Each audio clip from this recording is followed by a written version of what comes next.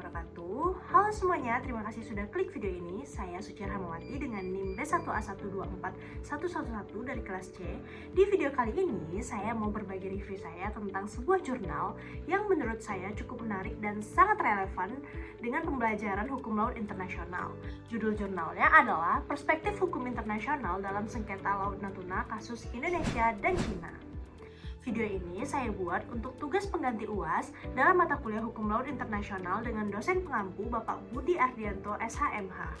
Saya akan bahas mulai dari latar belakang, isu jurnal, sampai ke analisis dan pendapat pribadi saya. Jadi tonton sampai selesai ya. Tenang aja, saya bakal jelasin pakai bahasa yang santai tapi tetap jelas. Oke, pertama kita bahas dulu apa itu hukum laut internasional.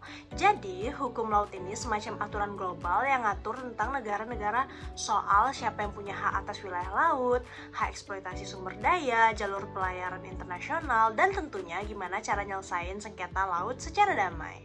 Nah, di sinilah UNCLOS atau United Nations Convention on the Law of the Sea tahun 1982 berperan penting.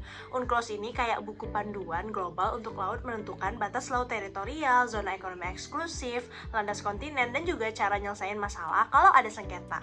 Untuk Indonesia, UNCLOS ini penting banget karena dari sinilah kita bisa bilang, hey, Natuna ini ZEE kita, sah menurut hukum internasional. Sebelum lanjut ke latar belakang, mungkin di sini teman-teman ada yang belum tahu apa sih Laut Natuna itu? Laut Natuna itu apanya Laut Cina Selatan? Di mana sih letak Laut Natuna itu? Nah, kalau jelas-jelas Laut Natuna itu milik Indonesia, kenapa Cina bisa pede klaim itu wilayahnya? Saya akan jelasin pakai analogi biar teman-teman lebih mudah mengerti. Jadi gini guys, bayangin Laut Cina Selatan itu seperti kompleks perumahan besar yang punya banyak rumah di dalamnya. Ada rumah Vietnam, Filipina, Brunei, Malaysia, Indonesia, dan Cina. Nah, Indonesia tinggal di ujung selatan kompleks itu. Dan di belakang rumah Indonesia ada halaman gede banget yang namanya Laut Natuna.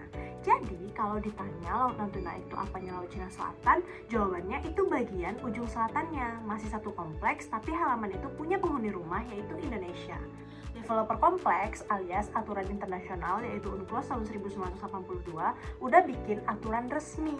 Setiap rumah punya halaman sampai 200 meter ke belakang. Berarti halaman Natuna itu 100% milik Indonesia dong. Masalahnya muncul satu tetangga rese yaitu Cina.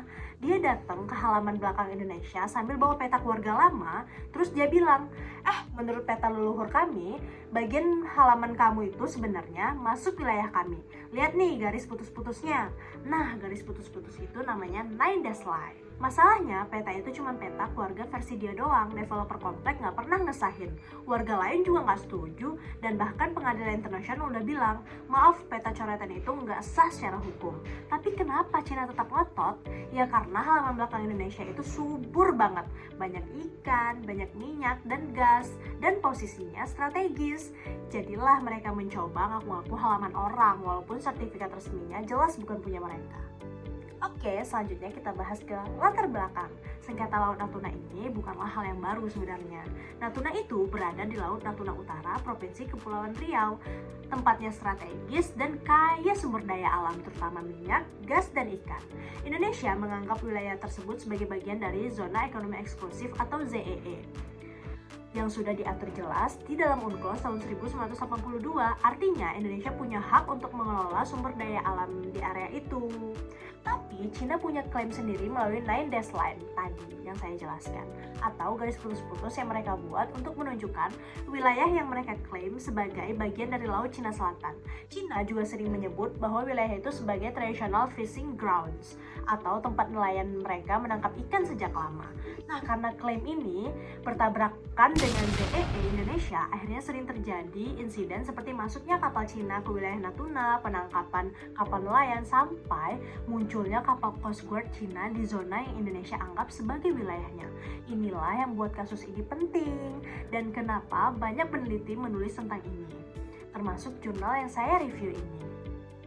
Sekarang kita masuk ke isi jurnalnya. Penulis jurnal ini ingin melihat sengketa Laut Natuna dari sudut pandang hukum internasional. Jadi fokusnya ke politiknya, bukan ke ekonominya, tapi ke aturan hukum internasional terutama UNCLOS tahun 1982.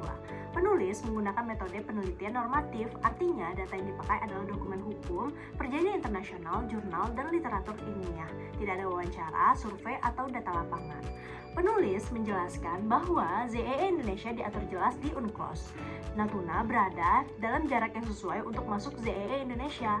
Jadi secara hukum internasional, klaim Indonesia kuat dan sah. Sementara klaim Cina melalui Nine Dash Line dianggap tidak memiliki dasar hukum internasional yang jelas. UNCLOS tidak mengenal istilah traditional fishing grounds seperti yang Cina gunakan di Natuna. Penulis juga menegaskan bahwa tindakan Cina bisa dilihat sebagai bentuk pelanggaran terhadap aturan UNCLOS karena Cina sendiri adalah negara pihak dalam perjanjian tersebut. Menurut saya, jurnal ini sangat relevan bagi siapapun yang mau belajar hukum laut internasional. Lewat jurnal ini, kita melihat bahwa UNCLOS bukan cuma di atas kertas, tapi benar-benar dipakai negara untuk menentukan batas wilayah. Sengketa Natuna memperlihatkan bagaimana hukum internasional dan kepentingan negara kadang itu tidak berjalan seiring. Bahkan ketika aturan sudah jelas, implementasinya tetap dipengaruhi politik, ekonomi, dan kekuatan negara. Kasus ini bisa jadi contoh yang baik untuk memahami bagaimana sengketa maritim harus diselesaikan, bukan dengan kekuatan, tapi dengan mekanisme hukum dan diplomasi. Tapi jurnal ini ada beberapa kekurangannya. Yang pertama yaitu kurang membahas perspektif Cina. Jadi seolah-olah jurnal ini hanya melihat dari sudut pandang Indonesia. Padahal untuk analisis yang lebih komprehensif seharusnya sudut pandang kedua negara dibahas lebih dalam. Yang kedua, tidak membahas putusan internasional penting, misalnya putusan Mahkamah Arbitrase pada tahun 2016 dalam kasus Filipina versus Cina. Padahal putusan itu secara tegas menyatakan bahwa Nine Dash Line tidak punya dasar hukum. Dan yang ketiga, tidak ada data empiris. Karena metode normatif, penulis tidak menyertakan data aktivitas kapal di Natuna, wawancara dengan nelayan, atau dokumen diplomatik terbaru. Padahal ini akan membuat analisis lebih kuat. Yang keempat, bagian rekomendasi masih sangat singkat. Padahal isu Natuna cukup kompleks dan butuh pendekatan multidimensi. Hukum, diplomasi, ekonomi, dan keamanan. Jadi, penilaian pribadi saya, jurnal ini cocok banget untuk pemahaman awal tentang bagaimana hukum internasional memandang sengketa Natuna. Tapi kalau ingin memahami isu ini secara lebih menyeluruh, kita butuh melihat perspektif lain termasuk geopolitik dan strategi negara. Untuk menutup, menurut saya jurnal ini memberikan penjelasan yang cukup kuat mengenai dasar hukum Indonesia dalam konflik Natuna. Jurnal ini juga menegaskan bahwa klaim Cina sulit dipertahankan menurut aturan hukum internasional yang berlaku.